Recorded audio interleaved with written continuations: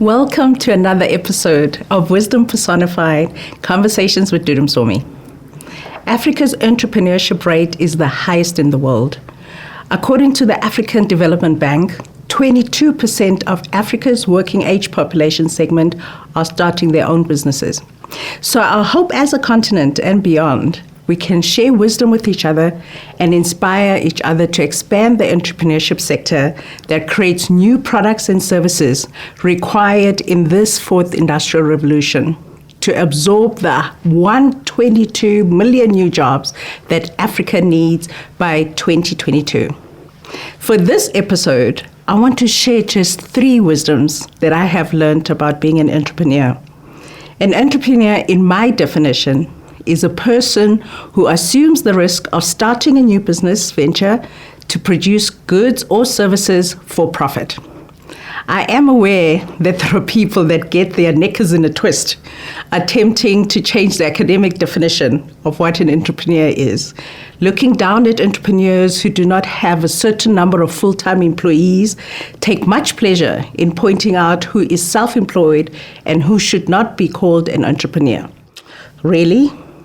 COVID-19 and the technological advances of the 21st century are surely challenging such antiquated ideas, let alone the dictionary. Moving on to wisdom that matters. The lessons I will share here are more relevant for startup businesses. Though I must say, after 12 years in business and encountering businesses along the way that have been around longer than mine, getting back to the basics may not be a bad idea. I hope you will find some useful nuggets to reflect upon or incorporate into your journey as an entrepreneur or to understand those that are entrepreneurs better. So, lesson number 1, have a personal vision for your life. Do not work just on your company's vision. This will be important as you spend time in the business.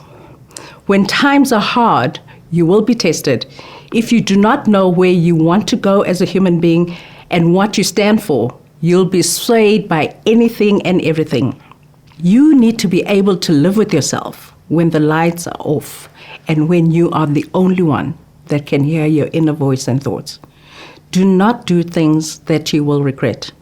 Life is too short for regrets. When things are tough, that is when your true character and values come out. Make sure that you like the person you are and have become when you draw your last breath. That is why the personal vision is important. It helps you to filter your choices and decisions along the way to the real end game. Most importantly, share your personal vision with your spouse or your partner and children as well. In my coaching practice, I usually recommend that you work on your life vision and share it with your partner before marriage. However, if you have not, it is especially important to let your loved ones in and have them understand and support your vision. Starting a business venture is more than just income for your family. It can become your baby, demanding your attention, time, energy, and resources. Having your loved ones understand what drives you and your motivations not only helps you not to travel this challenging journey on your own, it gives your loved ones an opportunity to buy into your vision and to support you through it. We spend so much of our energies as entrepreneurs getting strangers, our employees, our clients, our suppliers to understand our company's visions. Yet we do not do the same for the people that share our lives, to give them the privilege of helping us to achieve our personal visions. My personal vision is to live with passion, integrity, and in ecstasy so that every day can be the last with no regrets and no fear. The vision of my company, Busari Leadership Partner, is the most sought-after strategic advisory and consulting firm to facilitate the development and effectiveness of leaders. If you ask me which vision is most important, it is my personal vision. As much as my ego will love Busari Leadership Partners to be the most sought-after strategic advisory firm to facilitate the development and effectiveness of leaders, as reflected in revenue, global reach, and the quality of clients. It is not at any cost. There have been many a times when I have not changed a proposal to please the client when I know for certain that what they want me to do will not be effective, that they will not achieve their stated desired goals, even though our bank account would be happier for it. It is damaging to the consulting industry when we chase money at any cost, show no spine, and have no respect for our own expertise. I have loved this quote from the moment I first read it. It says, "What most people need to learn in life is to love people and use things, instead of using people and loving things," by Zelda Fitzgerald. In some instances, the money we make is not always a true reflection of how effective we are, how great, or indicative of the value we add, particularly to humankind. Lesson number 2, cash is queen. It is the lifeblood of a business. Cash is the money you receive when a client pays you and when you pay for expenses. It is not the number of clients and customers you have who have not paid yet. Many businesses have gone under due to non-paying clients.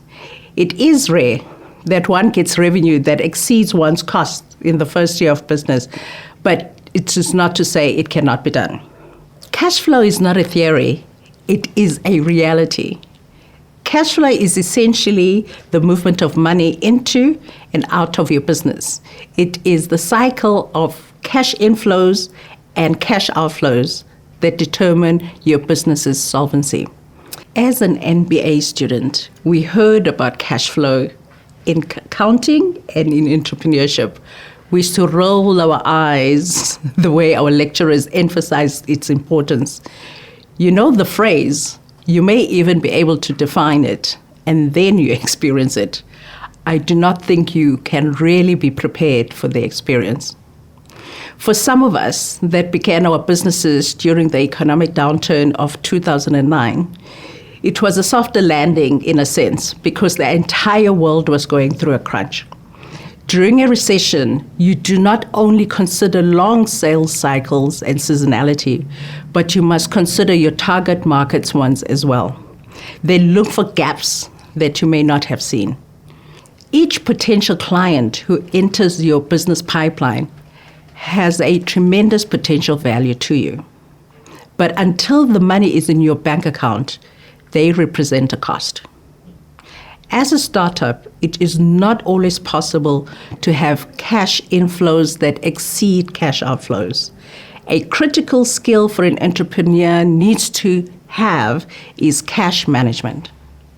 You can insource or outsource bookkeeping or accounting services, but as cash is the primary asset to pay your obligations on a regular basis, it is best to have some basic knowledge and control of the function.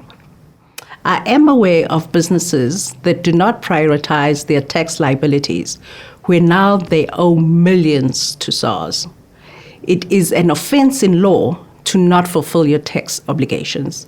It is compulsory for any business in South Africa to register for VAT if the income earned in any consecutive 12-month period exceeded or is likely to exceed 1 million. The other mistake entrepreneurs can also make is to use the VAT charged by their businesses as part of their cash flows. That money does not belong to the business. It is the money you are collecting on behalf of SARS. Lesson number 3. If you do not want to travel the entrepreneurship journey on your own, then choosing the right partner or partners is 95% of the work. This quote by Guy Kawasaki captures this sentiment perfectly. It says, "Successful companies are started and made successful by at least 2 and usually more soulmates."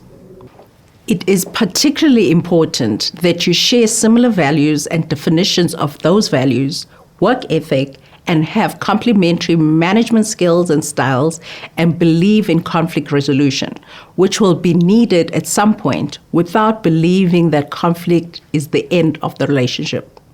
Constructive conflict is positive and creative. Always focus on the issue. Do not try to play the person. Aim to protect relationships rather than always being right. If you prefer not to have partners in the business, but work with other firms as associates, as my company, Busara Leadership Partners does, the same principles of having similar values and work ethics applies. The age of islands is fast disappearing. During the boom times, there's usually money flowing everywhere. During lean times, we need to be smart in working with and through alliances. Ethics are crucial. Break the golden rule, you will be burnt, if not now, somewhere down the line. Being unethical is not a sustainable strategy to build a business.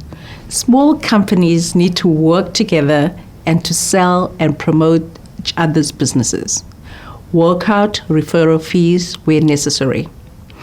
But fencing yourself off and hoping to make it solely on your own will not get you far. Even big corporates have entered the age of co-opetition, where they find areas of synergies with their competitors and work together to ensure their survival and growth. These are some of the wisdoms that I have learned in my 12 years as an entrepreneur. I would love to hear your thoughts on these 3 lessons, but also share your wisdoms so we may all be enriched. Share your thoughts in the comments below the video. Also, I would love to hear about other wisdoms you would be interested in hearing about on any topic that is of interest to you. Until next time, thank you for making time for this episode of Wisdom Personified, Conversations with Dudu Msomi. If you would like to receive notifications when a new episode is available on our YouTube channel and you have not done so yet, click on the subscribe button and the bell notification icon so you are the first to know.